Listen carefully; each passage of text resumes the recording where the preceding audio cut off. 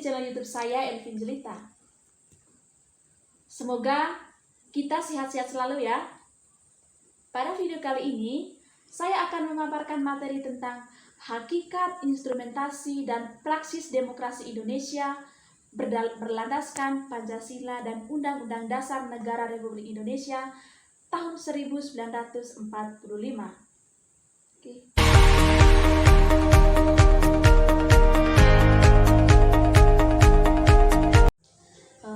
Pertama-tama, saya akan menjelaskan definisi demokrasi.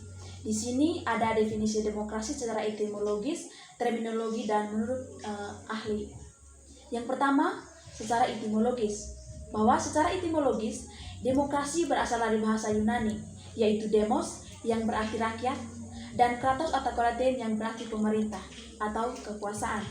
Jadi, demos karatein atau demos kratos berarti pemerintahan rakyat atau kekuasaan rakyat. Yang kedua, pengertian secara terminologi. Bahwa secara terminologi bahwa banyak pandangan tentang demokrasi, tetapi tidak ada satupun pandangan tunggal tentang demokrasi.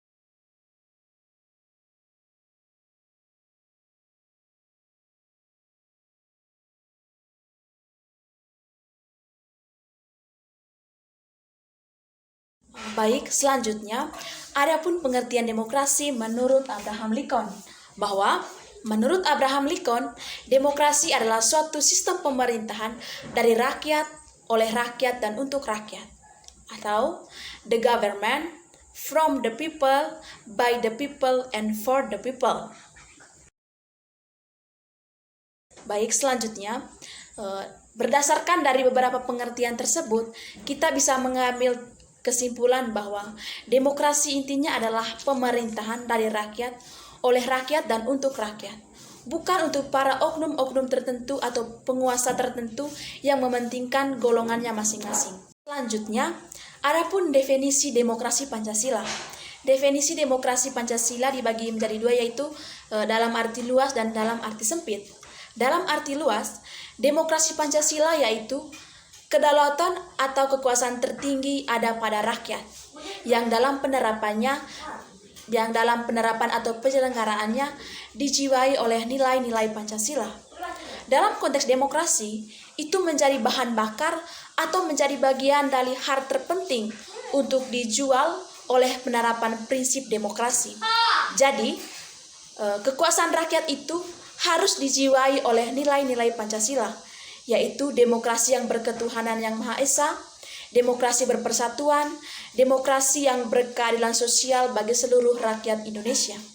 Oleh karena itu, semua prinsip-prinsip dasar tersebut harus terimplementasi di dalam sebuah demokrasi. Selanjutnya, adapun definisi demokrasi dalam arti sempit, bahwa dalam arti sempit, demokrasi Pancasila adalah kedaulatan rakyat yang dilaksanakan menurut hikmat kebijaksanaan dalam permusyawaratan perwakilan. Itu definisi demokrasi Pancasila dalam arti sempit dan dalam. Selanjutnya, pokok pembahasan kita yang kedua yaitu latar belakang diperlunyakan demokrasi Indonesia yang bersumber dari Pancasila. Kita menyaksikan sejumlah dari kelemahan demokrasi di negara kita. Di antaranya, buruknya kinerja perwakilan rakyat dan partai politik, terjadi krisis partisipasi politik rakyat, dan munculnya penguasaan di dalam demokrasi. Persoalan-persoalan tersebut terjadi disebabkan karena yang pertama, pendidikan yang rendah menyebabkan rakyat kurang aktif dalam melaksanakan partisipasi politik. Yang kedua, tingkat ekonomi rakyat yang rendah.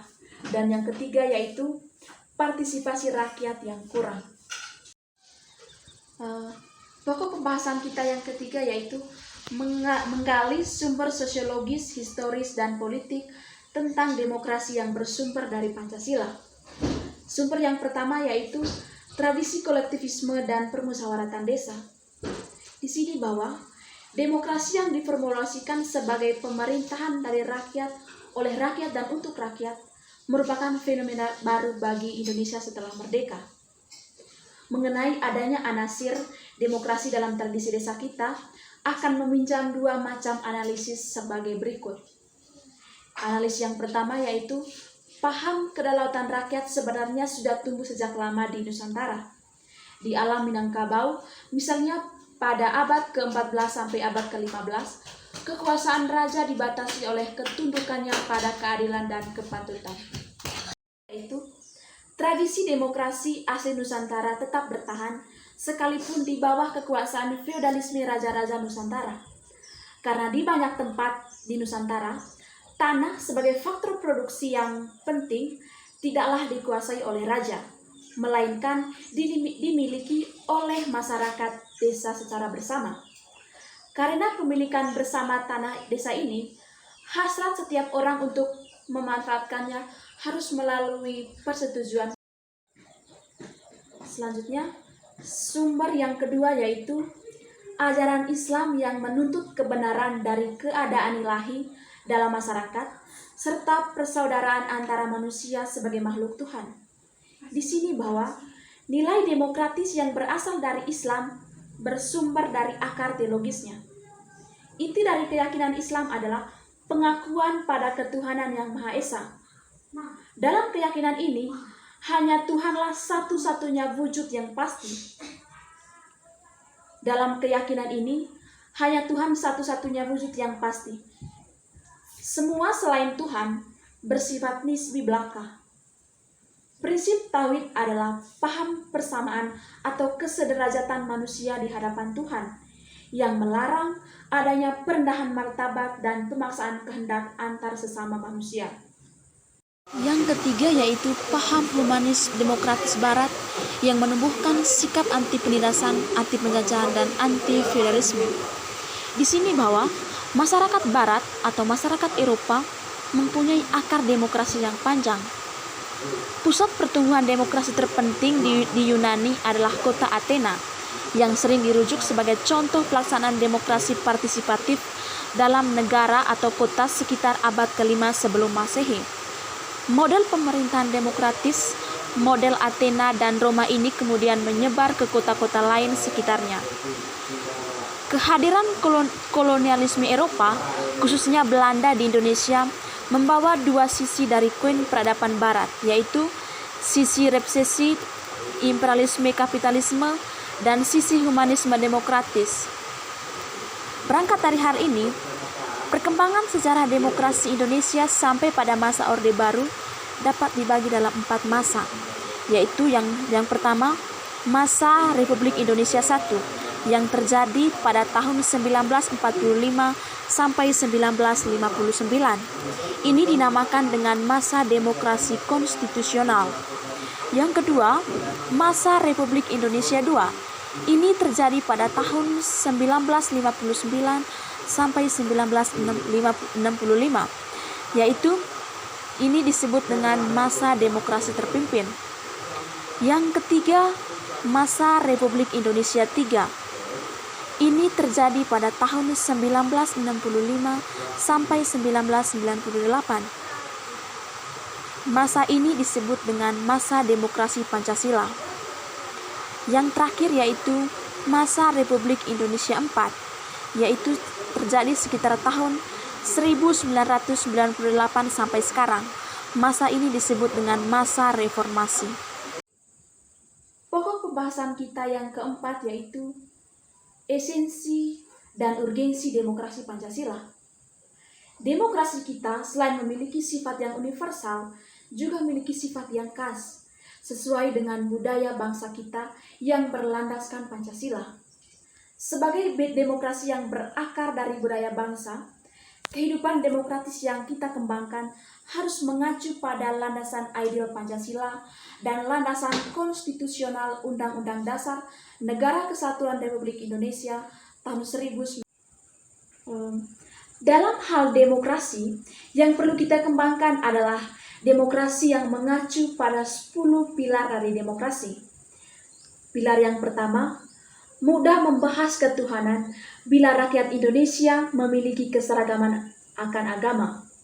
Bila keseragaman akan terjadi gesekan dari perbedaan kepentingan, maka rakyat Indonesia harus meningkatkan toleransi dan keadilan. Yang kedua, demokrasi harus diselenggarakan sesuai Undang-Undang Dasar berpusat pada pemimpin yang jujur dan transparan. Yang ketiga, pemimpin harus mampu mengayomi rakyatnya yang telah mempercayakan tanggung jawab kepadanya. Yang keempat, demokrasi yang berkedaulatan dari rakyat membantu rakyat yang bertindak disiplin sesuai dengan undang-undang menjalankan rule of law.